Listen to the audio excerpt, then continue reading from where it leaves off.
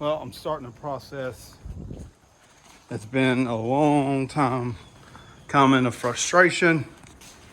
These brakes, again, I'll show you what I got going on here. Lines, everything. Don't look at the Bondo. I've made a little contraption. Got some grease up here. I'm gravity bleeding for 24 hours per wheel. I'm gonna run it down in my pickle jar. I was gonna use a plastic little feed line like this, but reason I'm not is I can't see when it's full. I know it's not gonna fill completely, but believe it or not, this master cylinder has quite the reservoir on it. It's a GM dual disc, and it takes almost a full bottle, so I don't want it to overflow. But I know whenever I get about halfway down in that bottle, I need to start topping off so I don't get any air. I've been fighting these brakes for quite a while, and I got a new problem. Filled this C6 full of transmission fluid. I've resealed the rear of the pan. I was taking a gamble not sealing the front. God, I'm down here doing gymnastics. And she's pouring out of the front, I believe.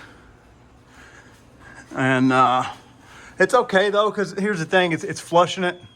See, I put a new tail seal on there, pan, but it even looks like the pan is leaking. I'm pretty sure it's not, but I'm thinking this doesn't even have a seal. It's a dipstick. So I'm thinking I need to maybe put a little black RTV around that dipstick shaft and let it seal up, but I believe I can't run RTV, black RTV in a transmission because the fluids will eat the RTV. I could be wrong. I need to double check that. That's the only reason I haven't done that. And then I got to do the front end.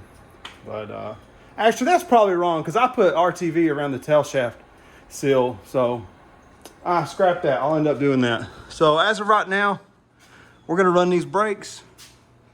Let them drop a little fluid there. Come on down. She's starting. Once we get that going, we'll see what happens.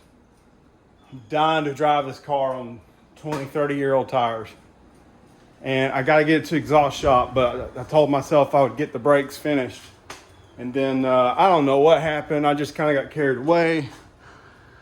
I started getting into the old quarter panel repair that somebody did like 40 years ago. That's no lie. Unless, somebody lied to me. Ha! But it looks decent from, 15 feet. It's nice and straight. And then I started seeing the cracking and all that jazz. I said, oh, it's time to get up in here. I got to cut this floor out still, put a new pan, do the whole trunk. It's got a wonderful frame. The body's in great condition. Look up in here. There's no rust. The only reason the trunk has rust in the battery tray area is simply because it was left open for about 30 years. So check this out.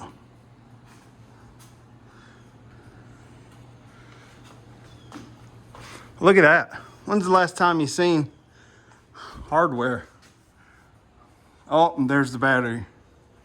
So I gotta fix that. And then the bumper, which I don't have an excuse for that right now. I hadn't thought of one. That's it, guys. We're gonna see how this one goes. This is a very short video. I'm running into these problems with the brakes. Oh yeah, and this door. I believe that door came off of another car with this fender. And whoever did the paint work on this thing did a terrible job. Terrible, terrible, terrible. But I've been shining the tires up because that's important and that makes a difference. Other than that, one update.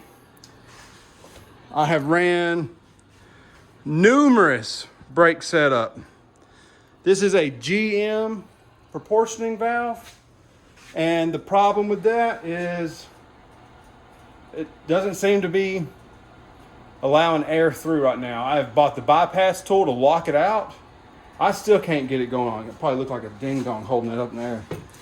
But I've tried pretty much everything. So as of right now, I've come down to, I'm gonna bleed this entire car, and we're gonna use a standard split on the brake line. So I'm gonna sneak up in here and show you what we got going on. It's hard to see. Da-da-da-da-da. Running off front and rear, came down, got a loop on both. Ties right into my stainless. So frustrating trying to get a stainless to seal. But then the front ties into the factory distribution block, which is working perfectly fine, and it splits to each front. And the only line on this entire car that I did not change is hiding somewhere under some grease up here, right here. This hard line that runs the K-member, it divides the left and the right on the front. But the front free flows like crazy. Like, I mean, it reminds you of your youth. So, yeah, it flows good. And then I made this contraption right here on the back. But, yeah, that's about it, guys. Get you up in there, see that tank? There she is. That's it. I'm going to shut her down, and then we'll see what's going on. All right, catch you on the next one.